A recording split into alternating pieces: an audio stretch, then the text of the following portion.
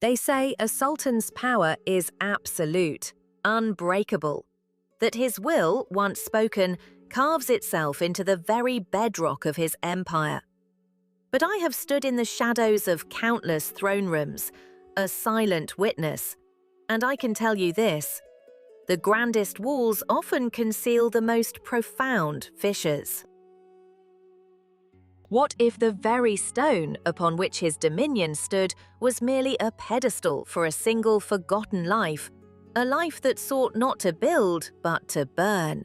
Nobody was supposed to hear this, not the whispers of a girl whose name was erased the moment she was bought. She was one among hundreds, a shadow among shadows in the harem, moving with the practiced grace of the condemned.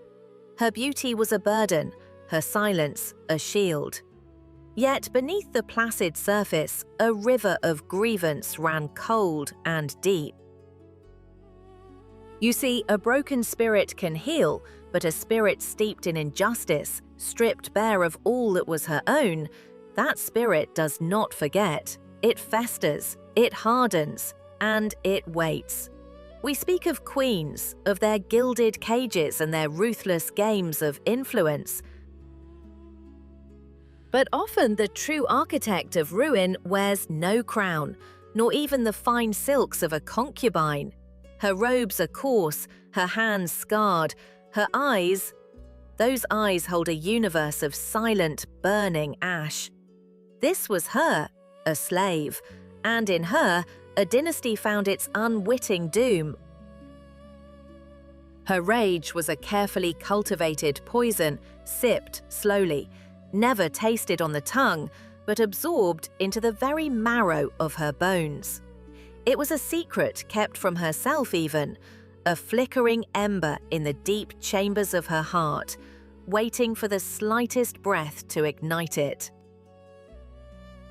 She learned to listen not just with her ears, but with her skin, feeling the shift in the currents of the palace, the subtle changes in the sultan's mood, the faint scent of fear that sometimes clung to the Grand Vizier's robes.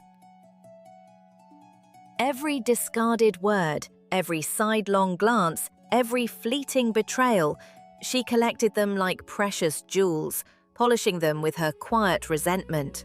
Do you see her, standing by the steaming hammam, her head bowed as she tends to a pampered mistress, her hands moving with unthinking efficiency?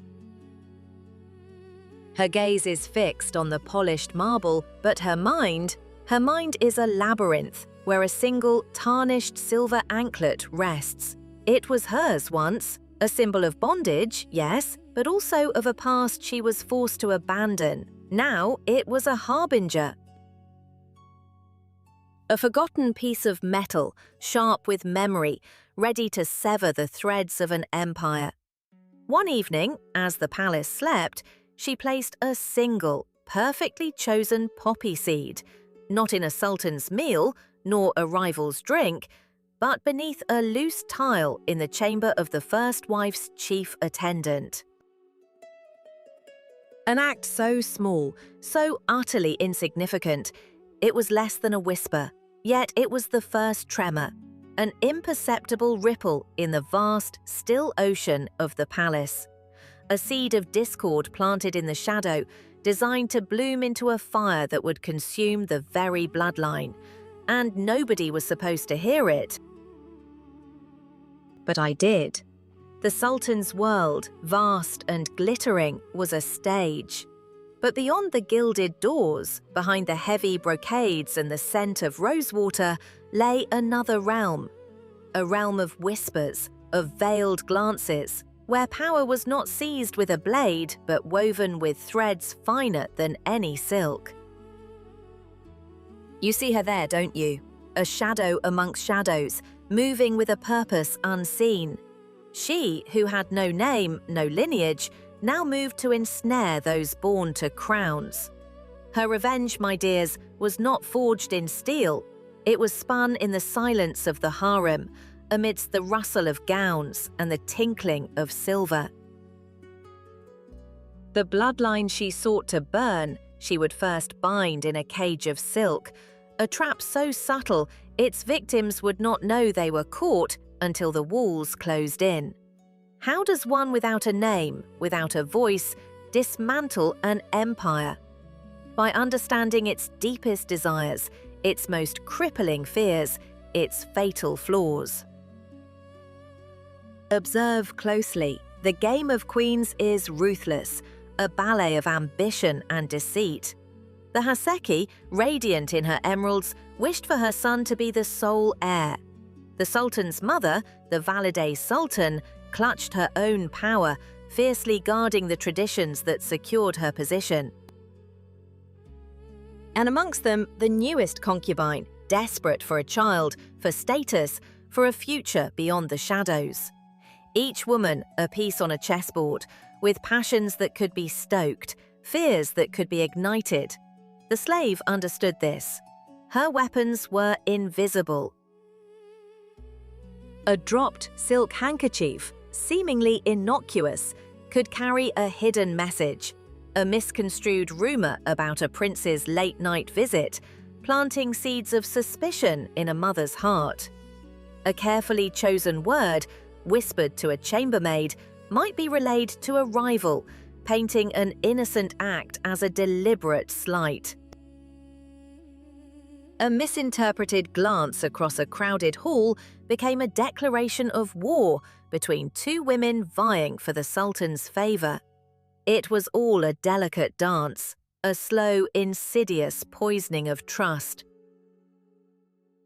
She would pit a mother against her son, subtly suggesting how the young prince's growing independence threatened the Valide's authority. She would turn brother against brother, hinting at preferential treatment, at secret alliances, making ambition fester into betrayal. The dynasty, vast and seemingly impenetrable, began to crack from within. The opulent facade remained, but behind it, the fast-paced intrigue quickened, like a viper coiling. Every rumor was a thread, every suspicion a knot. Soon the entire bloodline would be entangled, pulled tighter and tighter, in a net of their own making. This was her silence. This was her power. And the empire, my dears, was already beginning to feel the heat. You stand with me now, do you not? Behind this very pillar, where the shadows cling like old debts to the marble. Look closely, and you might see the dust motes dancing in the slivers of light, each one a silent witness to a dynasty's quiet unraveling. The grand narratives speak of sieges and battles, the clash of steel, the roar of a conquering army. But an empire, my dear, rarely dies with a shout. It succumbs to a whisper, a creeping chill that steals the warmth from its very core. This is not the fire of rebellion we speak of, not yet. This is the slow, deliberate work of a serpent coiling its way through the root system of the oldest tree. The slave's revenge, you see, did not begin with a blade, but with the subtle turning of minds, the planting of seeds of suspicion in fertile ground. It targeted not just a heart, but the bloodline itself. Remember the Princess Esma, whose marriage to the Grand Vizier had secured the northern borders. A union blessed by the Sultan, etched in the annals of statecraft. Yet, how easily a blessing can be twisted into a curse, a foundation into quicksand. A single anonymous missive, penned in elegant script, slipped beneath the Sultan's sleeping chamber door. It spoke not of treason, but of a quiet indiscretion, a hushed liaison between the princess and a stable master. A rumor so outrageous it was dismissed, at first. But a seed, once planted, needs no gardener to sprout in the dark recesses of a man's mind. It was enough. Enough to cast a shadow on the legitimacy of her unborn child, enough to make the Grand Vizier's gaze harden, enough to turn a sacred bond into a fragile, brittle thing. Do you not feel the chill in the air, the coldness that settles when trust becomes a forgotten language? And then the seal. Observe the meticulous craftsmanship, the Sultan's personal cipher pressed into wax, an unbreakable mark of imperial command. Yet, one morning, a crucial decree concerning troop movements to the eastern frontier bore a broken seal. Not shattered, mind you, but carefully, expertly prized open and then repressed.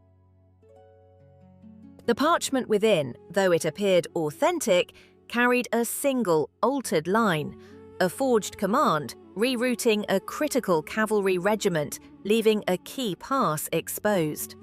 Who could have done such a thing, you ask? Who stood to gain from this calculated breach of absolute authority? The question hung heavy in the air, a silent accusation without a named culprit.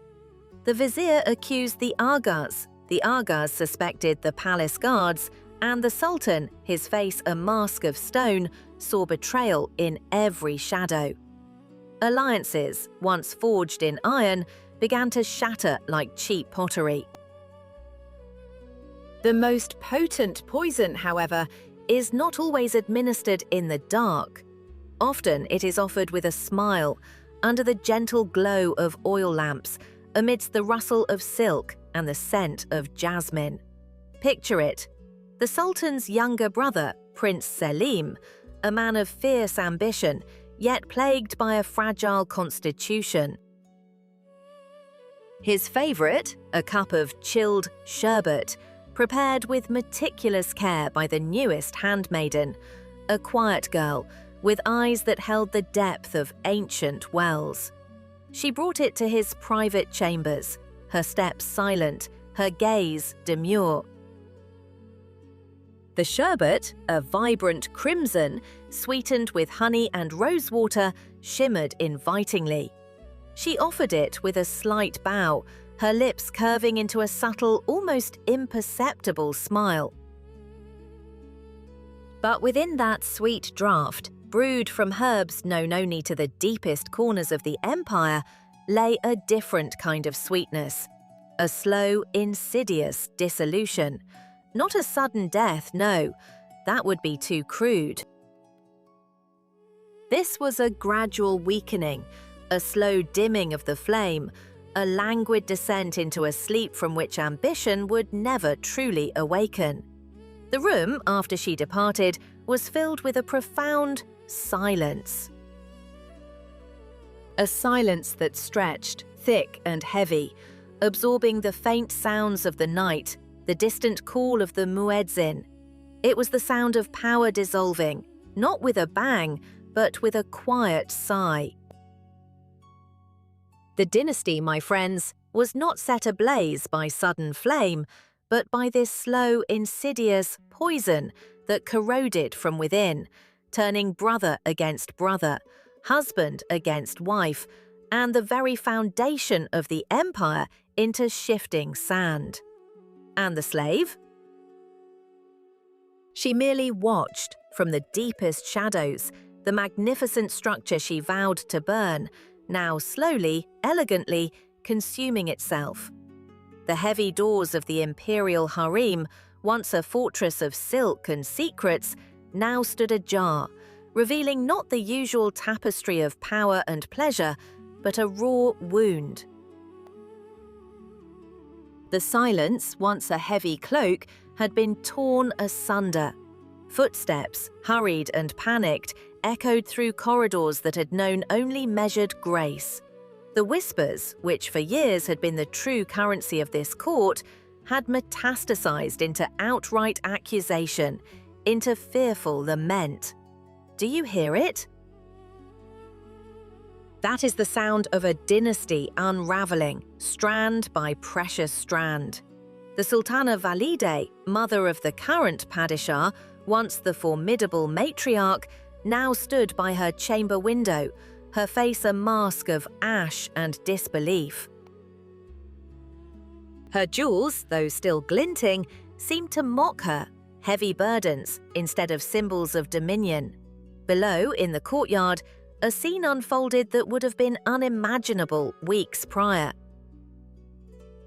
Guards, not of her own trusted cadre, were roughly seizing members of her household, her own bloodline, dragging them into the merciless sunlight. A princess, her exquisite gown torn, wept openly, her pleas unheard. Humiliation, stark and public, had replaced ceremony. This was not just a fall from grace, this was an exorcism, brutal and swift. The slave's meticulous plotting, that slow-acting poison, had finally reached the very heart of the serpent. The veins of power, once so clear and strong, were now choked with suspicion and betrayal.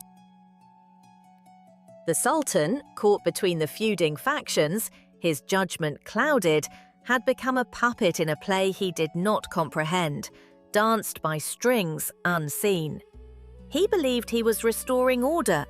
In truth, he was merely stoking the pyre. Later that night, in a forgotten annex far from the main palace, a different kind of justice was meted out. A small ceremonial dagger, its hilt inlaid with jade and gold, a symbol of a forgotten ancestor's authority, lay on a cold marble slab. It was no longer a relic. Its sharp edge glinted ominously under the single flickering lamp. A figure, cloaked in the deep shadow of the alcove, picked it up, its weight familiar, yet its purpose now utterly profane. This was desperation, you see, born of a panicked scramble for survival. No decree sanctioned this, no public eye was meant to witness it. Then a flicker, a brief, horrifying silhouette, the unmistakable shadow of an executioner, tall and silent, fell across the polished stone. He was there, not by royal command, but by the desperate plea of a once unassailable elite, seeking to silence a truth too dangerous, a scandal too vast, born from the depths of their own folly. A truth whispered by a slave, now brought to a brutal, visible climax. The empire, indeed, was set on fire. The flames licked at the gilded ceilings, and the stench of fear mingled with the perfume of despair. The silent burn had finally erupted, and nobody, not even I, was supposed to see this. The ashes settle. The smoke, thick and cloying, still clings to the tapestries, once vibrant, now merely tattered shrouds.